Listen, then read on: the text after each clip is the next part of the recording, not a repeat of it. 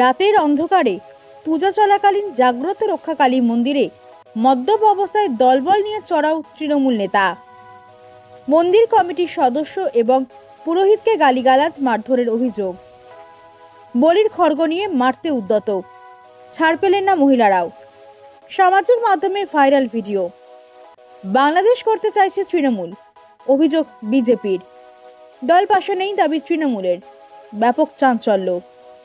রাতের অন্ধকারে মদ্যপ অবস্থায় দলবল নিয়ে পুজো চলাকালীন এলাকার জাগ্রত রক্ষাকালী মন্দিরে দলবল নিয়ে চড়াও তৃণমূল নেতা।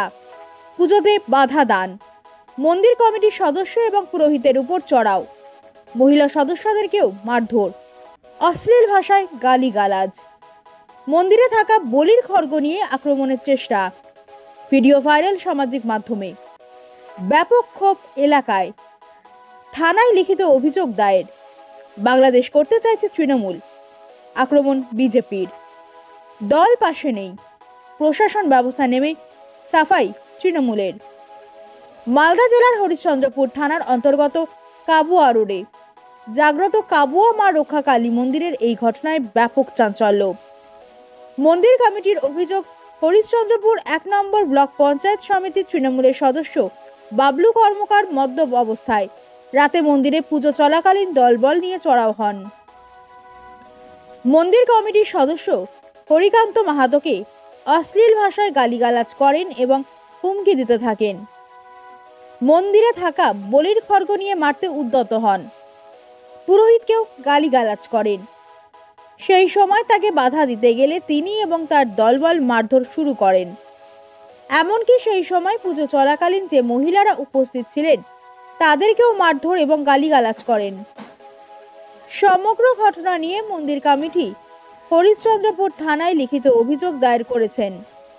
বিজেপির হুঁশিয়ারি, পুলিশ গ্রেপ্তার না করলে এলাকাবাসীকে নিয়ে তারা বৃহত্তর আন্দোলনে নামবেন। অন্যদিকে ব্লক তৃণমূল নেতৃত্বের দাবি, এই ঘটনার সঙ্গে তৃণমূলের কোনো যোগ নেই। যেটা অভিযোগ সেটা সত্যি হলে প্রশাসন এবং দল পদক্ষেপ নেবে। সমগ্র ঘটনায় শুরু হয়েছে রাজনৈতিক চর্চা। যদিও এই তৃণমূল নেতাকে নিয়ে বিতর্ক নতুন নয়। এর আগেও জমি দখল থেকে শুরু করে বিভিন্ন ঘটনায় নাম জড়িয়েছিল এই বাবলু কর্মকারের। এক্ষেত্রে দল কি পদক্ষেপ নিচ্ছে সেটাই এখন দেখার বিষয়।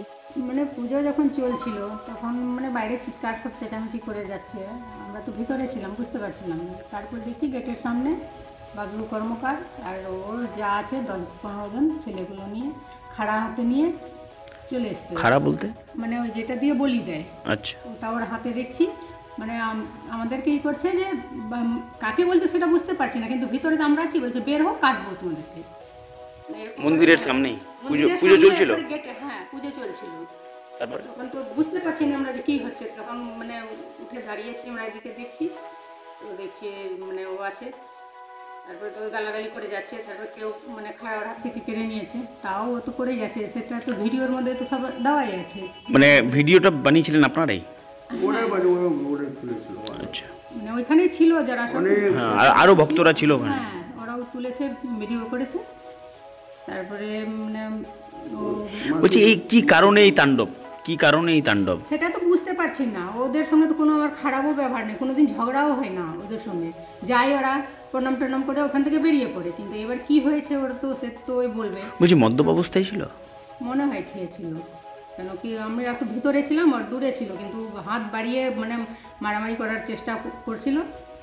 মহিলাদেরকেও দিয়েছে যারা ওইখানে আছে মন্দিরে পুজো করে, তাদেরকে মারধর করেছে না?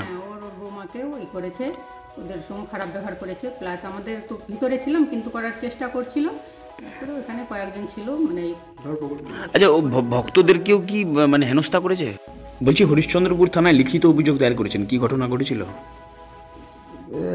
যেহেতু আমরা কালকে মঙ্গলবার পুজো ছিল মায়ের মন্দিরে, আমরা বরাবর করে এসেছি বার্ষিক পুজো।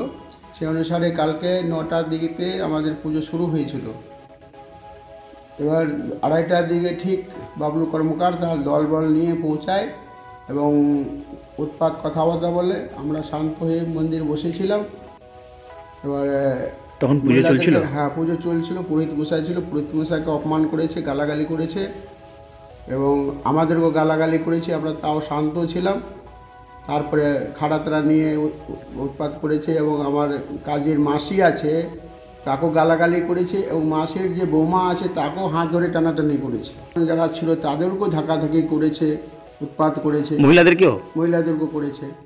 মানে কেউ বাদ যায়নি? না, এবং অনেক মহিলা, অনেক ভক্তরা সাক্ষী আছে। বলছি মদ্যপ অবস্থায় ছিল না? একদম মদ খেয়ে সব এই অবস্থাটা করেছে সারা রাত। আচ্ছা, আমরা বারবার পুলিশ এসেছিল? পুলিশকে আমি বলতে চাচ্ছি যে পশ্চিমবঙ্গের তৃণমূল কি চাইছে?